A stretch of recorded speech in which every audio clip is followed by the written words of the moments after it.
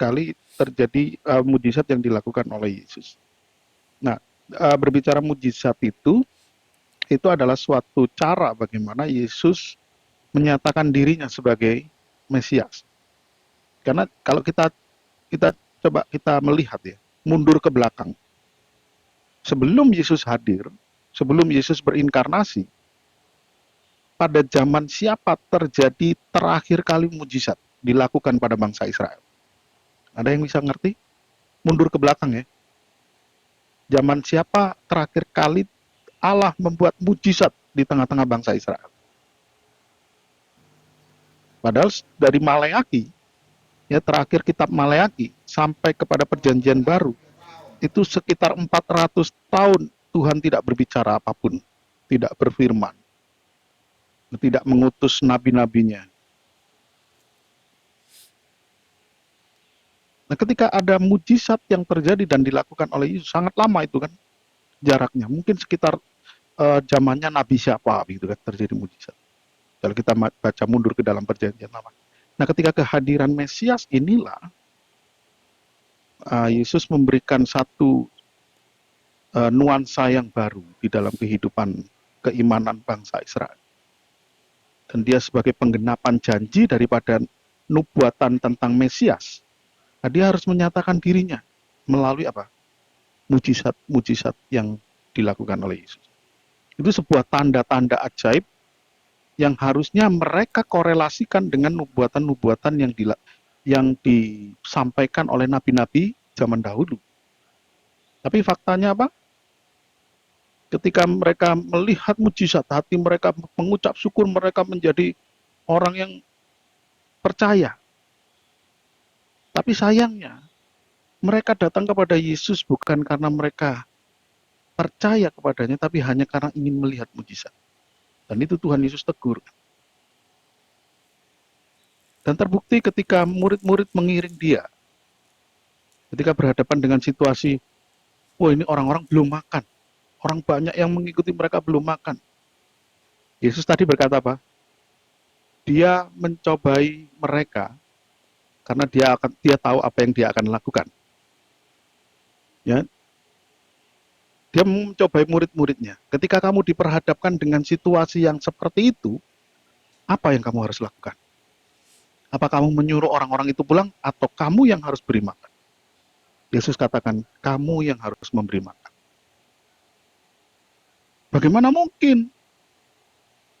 Uang 200 dinar pun tidak cukup untuk kasih mereka makan. Nah, Bapak Ibu Saudara tahu bahwa gaji satu hari itu berapa waktu itu? 1 dinar. Nah, bagaimana gaji seorang 1 dinar, 200 dinar aja tidak cukup untuk kasih makan 5.000 orang laki-laki yang tercatat di situ. Belum lagi perempuan dan anak. Tapi Yesus katakan kamu yang harus memberi mereka makan. Lalu gambaran apa yang kita bisa tangkap dari cerita ini? Apa yang mau kita maknai ketika Yesus membuat mujizat 5 roti dan 2 ikan? Saya tidak membawa saudara untuk memahami dari sudut pandang Yesus. Bagi Yesus tidak ada perkara yang mustahil. Bagi Allah tidak ada perkara yang mustahil. Tapi Tuhan ingin mengajar murid-murid itu bagaimana dia bergantung kepada Tuhan. Bagaimana dia mengenal siapa Yesus. Memang tidak sesederhana kita mengenal Yesus saat ini. Tapi paling tidak dia belajar, learning by doing. Apa yang dilakukan Yesus, apa yang disampaikan oleh Yesus, itu mereka harus ingat dan mereka harus percayai. Itu cukup berat. Dia langsung praktek, Bapak Ibu Saudara ya. Kita kan baru teori kan, kalau di sekolah Alkitab apa itu kan baru teori. Ketika dia berhadapkan dengan situasi yang berat, mereka tidak sanggup. Mereka tidak sanggup berpikir, bagaimana kita kasih makan mereka sebanyak itu. Dan Yesus mengajar mereka. Yesus membuktikan bahwa dia adalah Allah. Dia adalah Mesias itu. Dan dia lakukan mujizat itu, memberi makan 5.000 orang laki-laki. Dan ada sisa 12 bakul. Ya dalam hal ini, sebetulnya kita kalau melihat perikop per perikop, itu kita bisa dapat pengajaran yang banyak, Bapak Ibu Saudara. Tapi kalau kita lihat ya, mujizat kemudian Yesus berjalan di atas air, dan lain sebagainya. Yesus menyatakan dirinya sebagai Allah yang mengatasi segala situasi. Itu yang Tuhan ingin sampaikan kepada kita malam hari ini. Ini ketika dia berkata, akulah roti hidup. Nah, ini terbukti ketika Yesus berbicara tentang hal-hal yang rohani, ya selalunya firman Yesus itu kita tidak bisa langsung tangkap maknanya secara jasmani. Kita harus telaah dulu setiap firman yang disampaikan Tuhan Yesus di dalam kitab Injil, itu harus kita maknai dulu secara rohani. Baru kita bisa mengaplikasikannya kepada kehidupan jasmani kita. Nah, ketika Yesus berkata, akulah roti hidup, tubuhku ini adalah roti hidup yang datang dari surga. Dan dikatakan, tubuhku benar-benar makanan dan darahku benar-benar minuman. Nah, kalau mereka tangkap secara literal atau secara jasmani, makanya banyak orang yang kecewa. Loh, dia ini adalah anaknya Yusuf, tukang kayu itu. Ibu bapaknya kami kenal. Kenapa dia mengatakan bahwa dia adalah roti yang turun dari surga? Apa maksudnya? Dan ketika dia mengatakan tubuhku benar-benar makanan dan darahku benar-benar minuman, itulah yang akhirnya membuat jadi kacau. Wah, Yesus mengajarkan, maka ditangkap oleh orang yang tidak mengerti. Wah, Yesus mengajarkan kanibalisme, memakan daging manusia, tubuhnya dan darahnya diberikan kepada manusia. Sebetulnya itu kan gambaran atau tipologi yang Yesus katakan itu. Tidak bisa langsung dimaknai secara literal. Tidak bisa langsung diaplikasikan secara jasmani. Makanya banyak orang-orang meninggalkan Yesus pada waktu itu karena kecewa dengan pengajaran ini. Masalahnya kan mereka tidak tanya, apa sih maksud Yesus berkata begitu. Terus Yesus bertanya sama murid-muridnya, mereka semua sudah pergi. Apakah kamu tidak juga pergi? Ikutin mereka. Murid-murid tetap bertahan dan dia mau belajar. Dia tahu apa yang Yesus katakan itulah bukan makna yang literal. Jadi, apa yang terjadi di perjanjian lama, itulah gambaran juga yang akan dilakukan Allah di dalam penggenapannya di perjanjian baru. Ya, ketika Yesus mengatakan begitu, orang Yahudi langsung mengkorelasikan dengan peristiwa yang terjadi ketika mereka keluar dari bangsa Mesir, dikeluarkan dari tanah Mesir, dan mereka dipelihara di padang gurun oleh Allah dengan mana, roti dari surga. Dan Yesus katakan, bukan Musa yang memberi kamu makan, tapi aku yang memberi mereka makan. Yesus ingin menyatakan apa? Bahwa keberadaanku, aku inilah Allah. Ya, ketika dia memperkenalkan diri kepada Musa, dia berkata apa? Aku adalah aku ada sebagaimana aku ada. Artinya apa? Bahwa aku ini ada, bukan menurut kamu aku ini ada. Aku ada itu bukan menurut orang lain aku ada, tetapi aku ada karena aku memang ada, selalu ada, dan tidak pernah tidak ada. Itulah keberadaan Allah kita. Dia senantiasa ada. Sebelum Abraham jadi, aku sudah ada.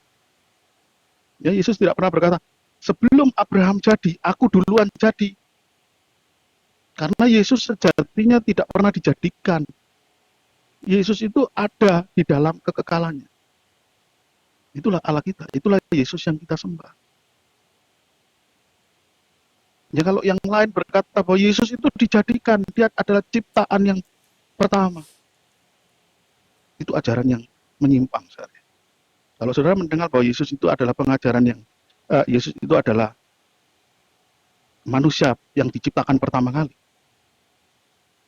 ajaran itu sudah mulai menyimpang. Bahwa Yesus tidak pernah diciptakan.